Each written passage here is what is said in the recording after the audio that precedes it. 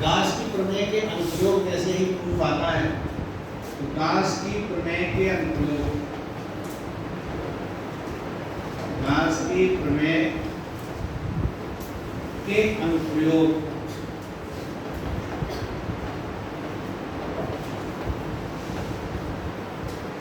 पहला तो ध्यान से समझना, सबको समझना है। अनंत लंबाई के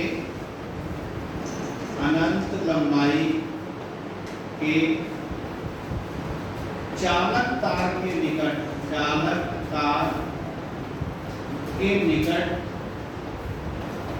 शॉर्टकट में लिखते हैं वैद्युत क्षेत्र की तीव्रता का व्यंजक। ये देखिए पहला मूवमेंट है गाउस की प्रमेय का पहला अनुप्रयोग है अनंत लंबाई के चालक तार के निकट वैद्युत क्षेत्र की तीव्रता का व्यंजन। बहुत लोग इसमें परेशान रहते हैं देखना ऐसे, जो बोल रहे हैं वो लिखना है लैंग्वेज, तो ऑलरेडी तुम्हारे बात लिखी है, जो समझा रहे हैं उसको समझो। माना एक अनंत लंबाई का चालक तार, डरने की कोई आवश्यकता नहीं। माना एक अनंत लंबाई का चालक तार है जिसको एक समान रूप से आवेशित किया, जिसके कारण चालक तार के आवेश का रेखीय घनत्व m, चालक तार के आवेश का रेखीय घनत्व क्या है, लैम्डा है। इसके निकट स्मॉल r दूरी पर बिंदु A पर या बिंदु P मान लो, ये मान के परेशान, इसके निकट स्मॉल r दूरी पर बिंदु P पर वैद्युत क्षेत्र की तीव्रता ज्ञात करें।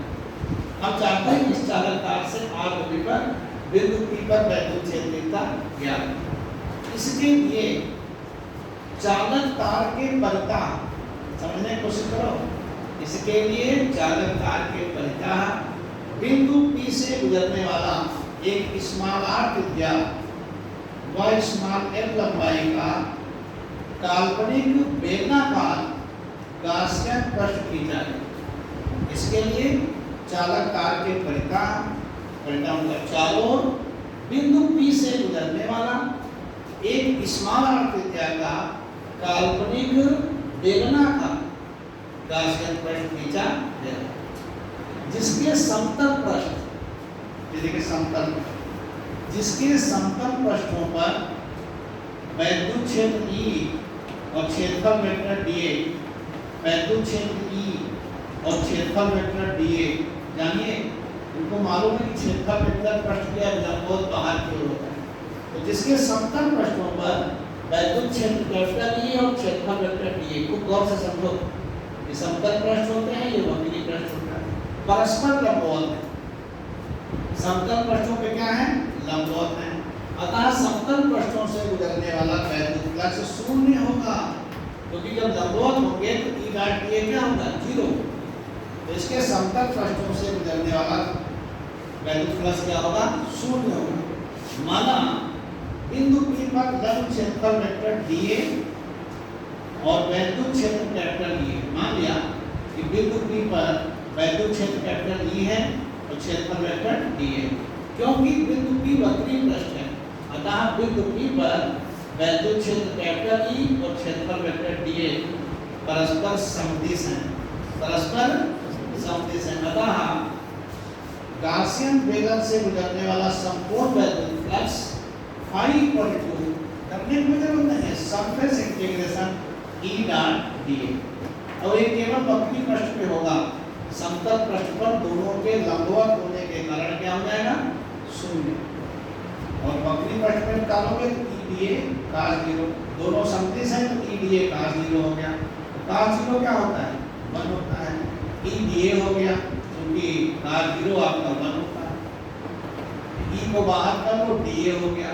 अब बताइए बेलन का वक्र पृष्ठ कितना होता है, 2 pi r h होता है, लेकिन लंबाई l है तो 2 pi r है। ये देखिए वैद्युत फ्लक्स आ गया। देखिए जितने मूवमेंट करने हैं सब में दो चीजें लगेंगी, एक गाउस की प्रमेय, एक वैद्युत फ्लक्स की परिभाषा। आप ये चीज समझ जाओ, सारे प्रूफ आपके हो। तो पहला है वैद्युत फ्लक्स की परिभाषा से phi equal to surface integration E dot dA। अब गाउस की प्रमेय लगा देंगे। गाउस की प्रमेय के अनुसार यदि गाउसियन बेलन के भीतर आवेश Q हो तो वैद्युत फ्लक्स क्या हो जाएगा Q अपॉन एप्सिलॉन। ये हम नहीं करें, गाउस की प्रमेय करें। यदि गाउसियन बेलर के भीतर कुल आवेश Q हो तो वैद्युत फ्लक्स क्या होगा phi equal to Q upon epsilon naught.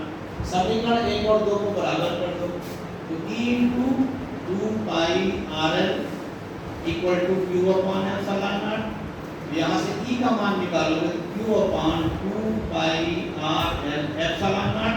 लेकिन जो हमने तार दिया था उसके आवेश का रैखिक घनत्व क्या था लैम्डा था, तो lambda upon 2 pi R epsilon naught या lambda equal to Q upon L। क्योंकि रैखिक घनत्व लैम्डा है तो लैम्डा बराबर किसके होगा Q अपॉन L।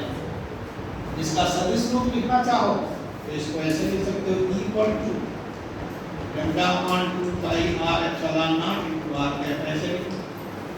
अगर हम वैद्युत क्षेत्र और दूरी के बीच ग्राफ खींचें तो ये तुम्हारा ग्राफ ऐसे ग्राफ होगा E प्रोपोर्शनल 1/।